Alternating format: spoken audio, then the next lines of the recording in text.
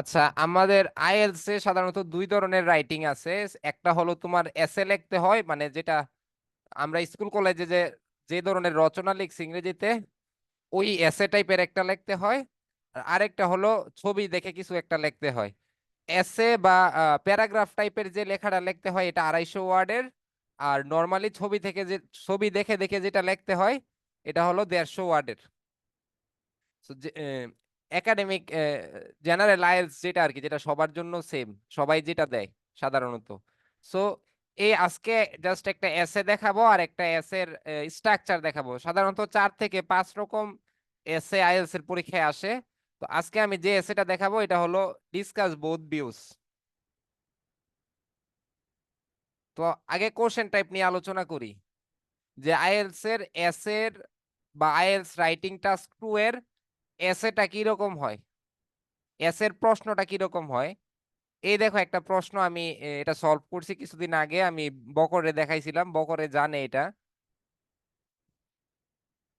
আর basic ক্লাসটা চলমান থাকবে তোমাদের, এখন থেকে 3 দিন বেসিক ক্লাস নিব আর 3 দিন রাইটিং এর আইডিয়া জেনারেশনের ক্লাস নিব। আর কোশ্চেন টাইপ নিয়ে আলোচনা করবো আর কি। তো এই হলো একটা প্রশ্ন, এই টাইপের প্রশ্ন আইএলটিএস এ আছে। এখানে আমি ব্র্যাকেটে লিখছি, দেখো, discuss both views and give your opinion, এটা একটা টাইপ। আচ্ছা, সো প্রথমে আমি বাংলা মিনিংটা বুঝতে হবে। যাদের রিডিং দুর্বল তারা বাংলা মিনিং পড়তে পারবে না। অর্থাৎ প্রথম কাজ হলো তোমাদের রিডিংটাকে একটা ভালো একটা অবস্থানে নিয়ে যাওয়া, তারপরে তোমরা রাইটিং এর প্রশ্নগুলো সলভ করতে পারবা।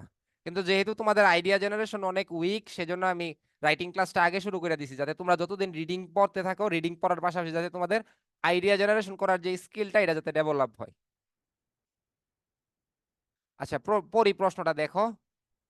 দ্য অ্যাক্টিভিটিস অফ হিউম্যানস, মানুষের যে কাজকর্মগুলো আছে, আর responsible for creating bad effects, মানুষের কাজকর্মগুলা দায়ী পরিবেশে খারাপ প্রভাব তৈরি করতে, অন ট্রিজ অ্যান্ড বিস্ট, গাছ এবং জীবজন্তুর উপর, অ্যারাউন্ড দ্য আর্থ, পৃথিবীর আশেপাশে।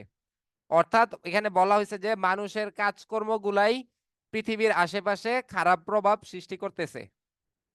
আচ্ছা, সাম ইন্ডিভিজুয়ালস আর্গিউ, কিছু ব্যক্তিরা, ইন্ডিভিজুয়ালস মানে ব্যক্তিরা, আর্গিউ দ্যাট, কিছু ব্যক্তিরা মতামত দেয় যে দিস ক্যানট বি অল্টার্ড, এটা পরিবর্তন করা যাবে না।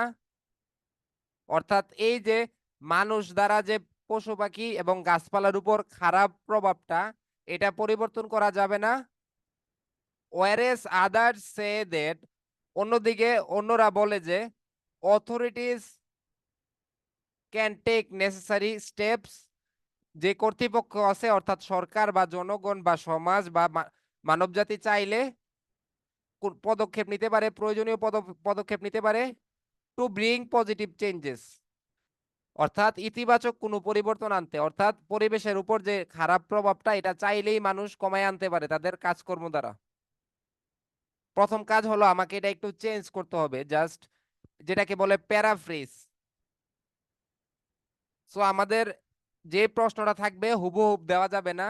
আর এই যে discuss both views and give your opinion, এই টাইপের কথা, এই কথাটা আমি ব্র্যাকেটে লিখছি, পরীক্ষার মধ্যে এটা ব্র্যাকেটে থাকবে না। এই কথাটা আমি ব্র্যাকেটে লেখার উদ্দেশ্য হইছে যে এই কথাটা বলেও তোমরা প্যারাফ্রেজে তুলবা না, অর্থাৎ উত্তরে লিখবা না। এটা জাস্ট তোমাদের কোশ্চেন। সো আমি লিখি যে এটা IELTS writing task two questions, এটা একটা আইএলটিএস রাইটিং টাস্ক 2 এর একটা প্রশ্ন।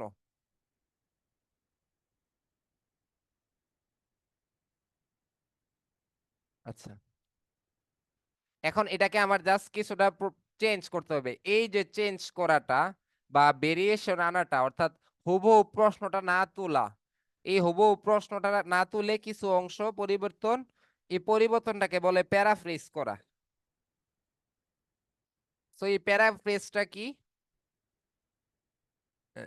এই যে প্রশ্নটা এটাকে কিছুটা চেঞ্জ করতে হবে। সো এখানে প্রথম 3-4টা শব্দ আমি যদি দেখি, the activities, the activities of humans R responsible, মানুষের যে কাজকর্ম এটাই দায়ী, তো এটার আমি চেঞ্জ করলাম এরকম, হিউম্যানস অ্যাক্টিভিটিস আর অ্যাকাউন্টেবল। এখানে রেসপন্সিবলটাকে চেঞ্জ করে আমি অ্যাকাউন্টেবল নিছি। অ্যাকাউন্টেবল আর রেসপন্সিবল দুইটার শব্দের মিনিং, বাংলা মিনিং সেম। আর অ্যাক্টিভিটিস শব্দটার আগে হিউম্যান নিয়ে নিছি। ওই হিউম্যানস কথাটা শেষে ছিল, আমি এটা সামনে নিয়ে আসছি। যদি মিনিং চেঞ্জ, আমাদের কাজ হলো অর্থ চেঞ্জ করা যাবে না। অর্থ চেঞ্জ না করে আমি শব্দগুলা চেঞ্জ করতে পারবো, সামনেরটারে পিছনে নিতে পারবো, পিছনেরটা সামনে নিতে পারবো। তোমাদের এত কিছু দরকার নাই, তোমাদের আমি ক্লাসগুলা করাইতেছি জাস্ট আইডিয়া জেনারেশনের স্কিল বাড়ানোর জন্য। আচ্ছা, এখানে কি আছে? For creating bad effects on trees and beast, সৃষ্টি করতে খারাপ প্রভাব গাছপালা এবং জীবজন্তুর উপর। তো এটার আমি প্যারাফ্রেজ করছি, for destroying plants and animals, গাছপালা এবং প্রাণী জগৎকে ধ্বংস করার জন্য মানুষের যে কাজকর্মগুলো আছে এগুলা দায়ী। আর অ্যারাউন্ড দা আর্থ আছে পৃথিবীর চারপাশে, তো এটারে প্যারাফ্রেজ করে এখানে লিখছি অ্যারাউন্ড দা ওয়ার্ল্ড, অর্থাৎ পৃথিবীর চারপাশে। তো সেম অর্থ, এই এই লাইনটার অর্থ ছিল যে মানুষের যে কাজকর্মগুলা এগুলা সৃষ্টি করতেছে খারাপ প্রভাব গাছপালা এবং জীবজন্তুর উপর। এটার আমি প্যারাফ্রেজ করে লিখছি, যেহেতু হুবহুব লেখা যাবে না, হুবহুব লেখলে আমারে 4 দিবে 9 এর মধ্যে। হিউম্যানস, এখানে আমি প্যারাফ্রেজ করে লিখছি, মানুষ মানুষের যে কাজকর্মগুলো আছে এগুলা দায়ী গাছপালা এবং জীবজন্তু ধ্বংস করতে পৃথিবীর চারপাশে। আর্থের সিনোনিম ওয়ার্ল্ড, তারপরে ডেস্ট্রয়িং কথাটা বাইরে থেকে আনছি, আর রেসপন্সিবল কথাটা উঠাই দিয়ে অ্যাকাউন্টেবল আনছি, আর হিউম্যান কথাটা ছিল মাঝখানে, আমি এটা শুরুতে নিয়ে আসছি। আচ্ছা, তারপরে যদি আমি দেখি, some individuals argue that this cannot be altered, কিছু মানুষ বলে যে এই যে ঘটনাটা এটা পরিবর্তন করা যাবে না। whereas others say that authorities can take necessary steps, অন্যদিকে অন্যরা বলে যে যে কর্তৃপক্ষ আছে তারা প্রয়োজনীয় পদক্ষেপ নিতে পারবে টু ব্রিং পজিটিভ চেঞ্জ, কোনো ইতিবাচক পরিবর্তন আনতে পদক্ষেপ নিতে পারবে। আচ্ছা, এখন এটার আমি কিভাবে চেঞ্জ করব? এখানে যেহেতু ওয়ারেস আছে, ওয়ারেসটা আমি তুলে দিতে পারবো। ওয়ারেসটা তুললে আদার্স ক্লেম, অন্যরা দাবি করে লিখতে পারবো। আচ্ছা, সো এখানে সাম ইন্ডিভিজুয়ালস কে আমি, ইন্ডিভিজুয়ালস মানে ব্যক্তি, আর পুরুষ আর মহিলা মানেও ব্যক্তিকেই বুঝাই, এজন্য আমি ইন্ডিভিজুয়ালস তুলে মেন এন্ড ওমেন লিখছি। দেখো, some men and women believe that, কিছু পুরুষ এবং মহিলারা বিশ্বাস করে যে, দ্যাট পর্যন্ত এখানে চলে আসছে, দিস ক্যানট বি অল্টার্ড, এটা পরিবর্তন করা যাবে না, অর্থাৎ এই ঘটনাটা পরিবর্তন করা যাবে না। এটার আমি একটু স্ট্রাকচারগত চেঞ্জ করছি। ইট is not possible to change the issue, এই যে ঘটনাটা, এই পরিস্থিতিটা পরিবর্তন করা যাবে না। আর কমার পরে এখানে ছিল হোয়ারেস আদার্স সে দ্যাট, অন্যদিকে অন্যদিকে অন্যরা মনে করে যে authorities can take necessary steps, যে কর্তৃপক্ষ আছে তারা প্রয়োজনীয় পদক্ষেপ নিতে পারে।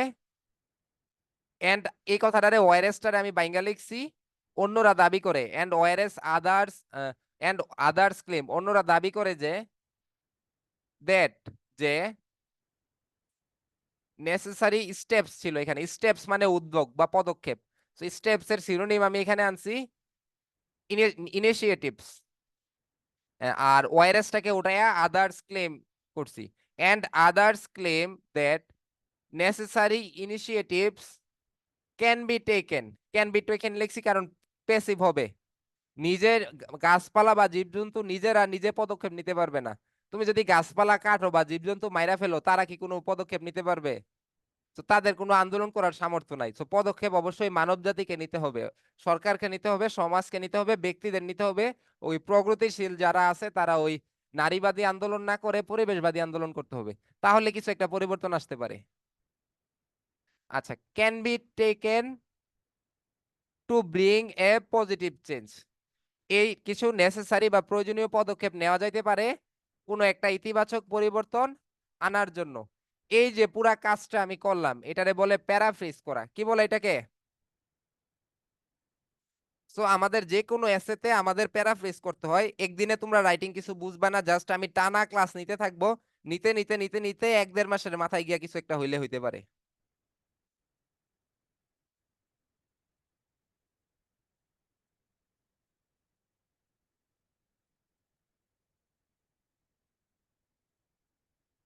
তাহলে এই যে প্রশ্নটাকে আমি চেঞ্জ করলাম, এটাকে বলে প্যারাফ্রেজ।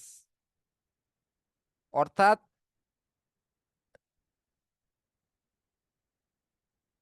এই যে লেখার যে গুণগত মানটা প্রশ্নের মধ্যে যেভাবে ছিল আমি হুবহু কপি করি নাই। আমি জাস্ট আমি আমি আমি আমার এক্সামিনারকে বুঝাইছি আমার মাথায় কিছু আছে। তো তোমাদের মাথায় এগুলা এখন নাও থাকতে পারে, টানা রেগুলার ওয়ার্ড মিনিং পড়তে পড়তে এগুলো আসবে। তো এই যে কাজটা, এটাকে বলা হয় paraphrase. So IELTS writing task 2 question, দুই টাইপের কোশ্চেন যেহেতু আসে রাইটিং এ, এই যে রাইটিং টাস্ক 2 তে যে কোশ্চেনটা আসে, এই কোশ্চেনটার প্রথম ধাপ হলো প্যারাফ্রেজ করা, অর্থাৎ প্রশ্নের মধ্যে লেখাটা যেভাবে থাকবে কিছুটা চেঞ্জ করা। এখন যদি আমি এই প্রশ্নটা, এটা আমি নিচের গুলা সব বাদ দিলাম, জাস্ট আমি উপরের গুলা দেখি যে এখানে কি কি আমি চেঞ্জ করছি। আর কি কি চেঞ্জ করছি তোমরা খাতা কলম নিয়ে বসতে বলছিলাম, এই চেঞ্জ গুলা তোমরা খাতায় লেখা রাখো, কারণ এই শব্দগুলা বারবার পাবা।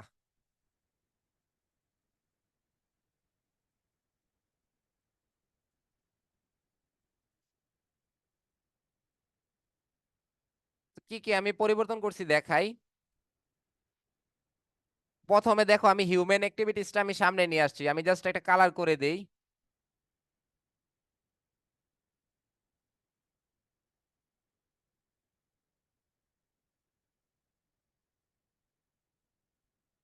হিউম্যানস অ্যাক্টিভিটিস যেটা, আমি আসলে বোল্ড করাটাই ভালো, কালোটাই ভালো আসে কালার।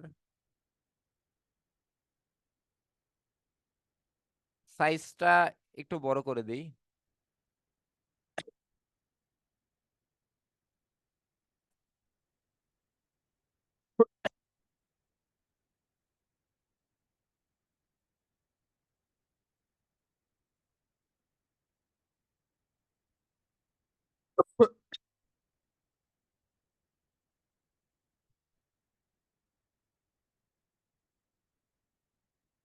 আচ্ছা, এখানে আছে অ্যাক্টিভিটিস অফ হিউম্যান, তো তাহলে অ্যাক্টিভিটিস অফ হিউম্যানটারে আমি প্যারাফ্রেজ করে কি করছিলাম দেখো, শুরুতে আনছিলাম অ্যাক্টিভিটিস অফ হিউম্যানস, এটাকে আমি প্যারাফ্রেজ করে লিখছি হিউম্যানস অ্যাক্টিভিটিস।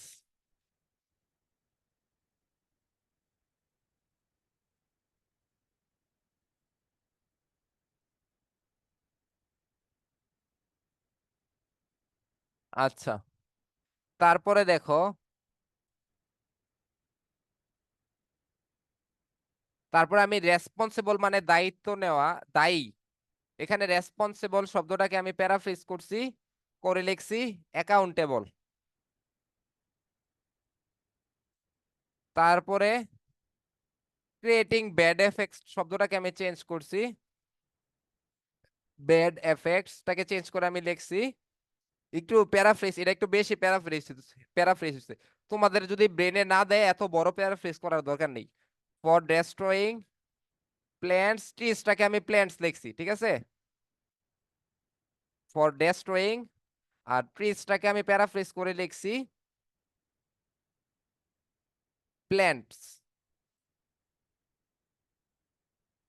আর বীজটাকে আমি প্যারাফ্রেজ করে লিখবো এনিমেলস। আচ্ছা, ফজল এই ভাই, হ্যাঁ বলো। এই যে অর্থ মিল রেখা আমি যে কোনো ভাবে প্যারাফ্রাইজ করলে তুইব। হ্যাঁ হ্যাঁ, আর তুমি এটা সমস্যা নাই, আমি 1-150 প্যারাফ্রেজ প্র্যাকটিস করাবো, প্যারা নেওয়ার কোনো কারণ নাই। এখন জাস্ট এগুলা মুখস্থ করে নাও, কারণ আমি নিজেও 300-400 মুখস্থ করে ফেলছিলাম, কারণ এগুলা বারবার আসে। যেমন প্রাণীর নামের প্যারাফ্রেজটা বারবার পাবা, গাছের নামের প্যারাফ্রেজটা বারবার পাবা, পরিবেশ নিয়ে কিছু লেখলে এই শব্দগুলা বারবার চলে আসে। আর এগুলা তোমার এমনিও এগুলা লাগবে, রিডিং এ লাগবে। প্যারাফ্রেজ আইএলস, আইএলস এর 30% আমি মনে করি প্যারাফ্রেজ। যে যত পেঁচাইতে পারে তার আইএলস এ তত ভালো করার সম্ভাবনা বেশি। তো এটা যদি নারীবাদী পেঁচানো হয় তাইলে না, মানে পড়াশোনার ক্ষেত্রে। আচ্ছা, এরপরে দেখো, তারপর ইন্ডিভিজুয়ালসকে আমি চেঞ্জ করছি ম্যান এন্ড ওমেন দিয়া। আর ক্যানট বি আল্টার্ড ছিল একটা শব্দ,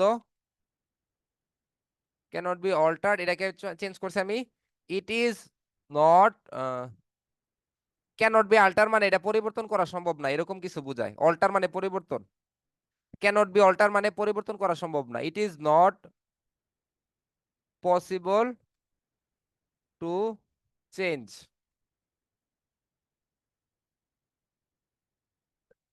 দা ইস্যু। আচ্ছা, আর ওআরএস ছিল শব্দ একটা, ওআরএসটাকে চেঞ্জ করে আমি দিব আদার্স ক্লেম, অন্যরা দাবি করছে।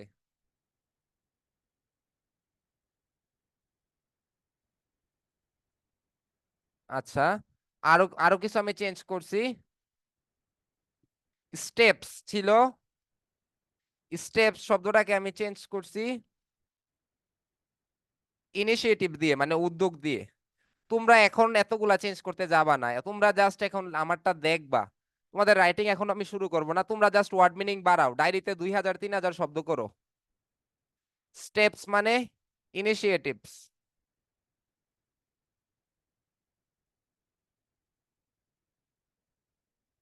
আচ্ছা, আর কিছু চেঞ্জ আমি করি নাই। তোমাদের এতগুলা চেঞ্জ করার প্রয়োজন নাই, শুরুর দিকে তোমরা 2টা 3টা শব্দ পরিবর্তন পরিবর্তন করতে পারলেই এনাফ। একদিনে তোমরা এতগুলা শব্দ পরিবর্তন করতে পারবা না। তোমাদের জাস্ট দেখাইলাম যে কাজটা আমি কি করছি। সো আমাদের আইএলটিএস রাইটিং 2 এর 4টা পার্ট, এর মধ্যে একটা পার্টের অর্ধেকটা লিখলাম। ঠিক আছে, এই এই কাজটাকে বলে প্যারাফ্রেজ, যেটা আজকে আমার আলোচনার টপিক ছিল।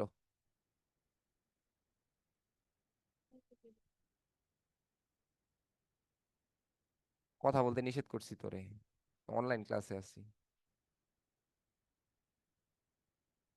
আচ্ছা, ওয়ারেস আদার্স ক্লেমস আর স্টেপস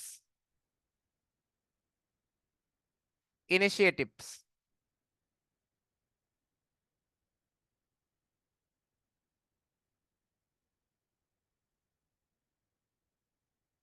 এই শব্দগুলো আমি চেঞ্জ করছি। এই যে শব্দগুলো চেঞ্জ করলাম এই প্যারাফ্রেজ করার জন্য। সো আমাদের আইএলটিএস টপিকের রাইটিং টাস্ক 2 এর প্রথম কাজ যেটা হলো, এটা হলো প্যারাফ্রেজ করা। তো এই প্যারাফ্রেজ করার জন্য আমাদের ব্রেনের মধ্যে অনেক ওয়ার্ড থাকতে হবে, যার যত বেশি ওয়ার্ড থাকবে, যে গ্রামাটিক্যালি যত বেশি স্ট্রং, তাদের প্যারাফ্রেজ স্কিল তত বেশি ভালো হবে। সো এটাকে আমি বোল্ড করে দেই।